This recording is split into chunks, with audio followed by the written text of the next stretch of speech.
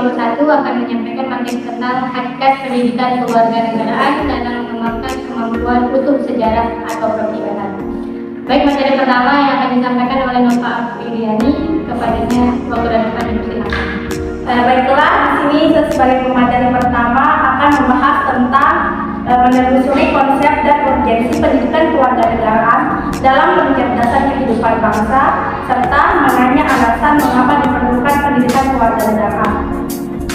Baiklah, yang A, menelusuri konsep dan urgensi pendidikan kewarganegaraan dalam pencerdasan kehidupan bangsa.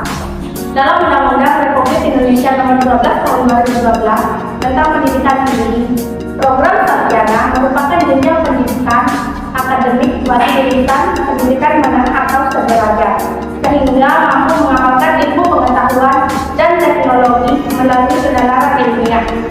Dalam Undang-Undang Republik Indonesia Nomor 14 Tahun 2005 tentang guru dan dosen dikemukakan bahwa profesional adalah pekerjaan atau kegiatan yang dapat menjadi sumber penghasilan, perlu keahlian, kemahiran atau kecakapan, memiliki standar mutu, dan ada norma dan diperoleh melalui pendidikan profesi. Menurut Undang-Undang Nomor 12 Tahun 2006 tentang Kewarganegaraan Indonesia, yang dimaksud warga negara adalah warga suatu negara yang ditetapkan berdasarkan peraturan perundang-undangan.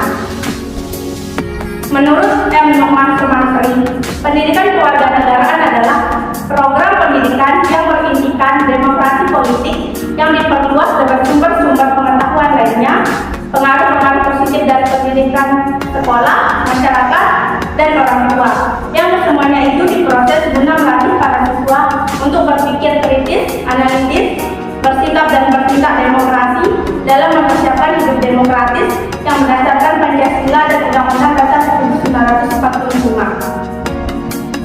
Dalam Undang-Undang Republik Indonesia Nomor 20 Tahun 2003 tentang Sisdiknas Pasal 37 Ayat 1 huruf B menyatakan bahwa kurikulum pendidikan dasar dan menengah wajib memuat pendidikan kewarganegaraan. Demikian pula pada ayat 2 huruf B dinyatakan bahwa kurikulum pendidikan tinggi wajib memuat pendidikan kewarganegaraan. Bahkan di dalam Undang-Undang Nomor 12 Tahun 2012 tentang pendidikan tinggi lebih eksplisit dan tegas dengan menyatakan nama mata kuliah kewarganegaraan sebagai pendidikan mata kuliah wajib. Selanjutnya B, menanya alasan mengapa diperlukan pendidikan kewarganegaraan.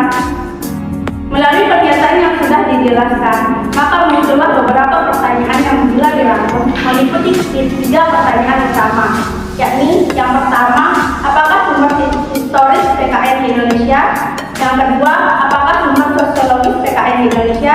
Dan yang ketiga, apakah sumber politis PKN di Indonesia? Di mana pertanyaan-pertanyaan ini akan dijelaskan oleh pemateri selanjutnya. Materi ketiga atau materi selanjutnya akan disampaikan oleh Admini, yaitu mengenai sumber historis, sosiologis, dan politik mengenai pendidikan kewarganegaraan. Yang pertama, secara historis. Pendidikan kewarganegaraan dalam arti substansi telah dimulai jauh sebelum Indonesia diproklamasikan sebagai negara merdeka. Dalam sejarah kebangsaan Indonesia, berdirinya organisasi Budi Utomo tahun 1908 disepakati sebagai Hari Kebangkitan Nasional, karena pada saat itulah dalam diri bangsa Indonesia mulai tahu atau tumbuh kesadaran sebagai bangsa walaupun belum dinamakan Indonesia. Yang kedua yaitu secara sosiologis. PKN pada saat permulaan awal kemerdekaan lebih banyak dilakukan pada tataran usia kultural dan dilakukan oleh para pemimpin negara dan bangsa. Dalam pidato-pidatonya, para pemimpin mengajak seluruh rakyat untuk mencintai tanah air dan bangsa Indonesia. Seluruh pemimpin bangsa membakar semangat rakyat untuk mengusir penjajah yang hendak kembali menguasai dan menduduki Indonesia yang telah dinyatakan merdeka. Pidato-pidato dan ceramah-ceramah yang dilakukan oleh para pejuang serta kiai-kiai di pondok pesantren yang mengajak umat berjuang mempertahankan tanah air merupakan PPKN dalam dimensi sosio-kultural. Inilah yang disebut PPKN dalam aspek sosiologi. Yang ketiga, secara politik. Pendidikan kewarganegaraan mulai dikenal dalam pendidikan sekolah dasar negari dari dokumen kurikulum sejak tahun 1957. Sebagaimana dapat diidentifikasi dari pernyataan Sumantri 1972 bahwa pada masa Orde Lama mulai dikenal istilah satu kewarganegaraan 2. Sipil. 3. Pendidikan kewarganegaraan. 4. Pada masa Orde Lama sekitar tahun 1957, isi mata pelajaran PPKN membahas secara perolehan dan kehilangan kewarganegaraan, sedangkan dalam sipil 1961 lebih banyak membahas tentang sejarah kebangkitan nasional, undang-undang, pidato-pidato politik kenegaraan yang terutama diarahkan untuk nasional dan populer muslim bahasa Indonesia. Sebagaimana telah diuraikan di atas bahwa secara historis PPKN di Indonesia senantiasa mengalami perubahan baik istilah maupun substansi sesuai dengan perkembangan peraturan perundang-undangan, iptek, perubahan masyarakat dan tatanan sosial. Secara sosiologis, PPKN di Indonesia sudah sewajarnya mengalami perubahan mengikuti perubahan yang terjadi di masyarakat. Sedangkan secara politis, PPKN di Indonesia akan terus mengalami perubahan sejalan dengan perubahan sistem ketatanegaraan dan pemerintahan, terutama perubahan konstitusi. Sekian materi dari saya. Assalamualaikum warahmatullahi wabarakatuh. Baik, selanjutnya materi terakhir yang akan disampaikan oleh Nia Satu Mukarramah. Kepadanya saya persilakan. Selanjutnya saya akan menjelaskan tentang membangun argumen tentang dinamika dan tentang pendidikan kewarganegaraan. Mengapa dinamika dan tantangan PPKN setara dengan perjalanan sejarah praktik kenegaraan atau pemerintahan RI? Bila dilihat PKN sebagai mata kuliah dibandingkan dengan mata kuliah militer. Ontologi PKN adalah sikap dan perilaku warga negara dalam kehidupan bermasyarakat, berbangsa dan bernegara. Status warga negara dapat meliputi bentuk yang bertugas sebagai menjabat negara sampai dengan rakyat biasa. Bentuk peran dan fungsi warga negara berbeda-beda, sehingga sikap dan perilaku mereka sangat dinamis. Era globalisasi yang ditandai oleh perkembangan yang begitu cepat dan bidang teknologi informasi mengakibatkan perubahan dalam semua tatanan kehidupan termasuk perilaku warga negara, utamanya setelah peserta didik. Kecenderungan perilaku warga negara ada dua, yaitu perilaku positif dan negatif. Yang selanjutnya yaitu mendeskripsikan esensi dan urgensi pendidikan kewarganegaraan kebangsaan. Pada tahun 2045, bangsa Indonesia akan memperingati 100 tahun Indonesia merdeka. Bagaimana nasib bangsa Indonesia pada 100 tahun Indonesia merdeka?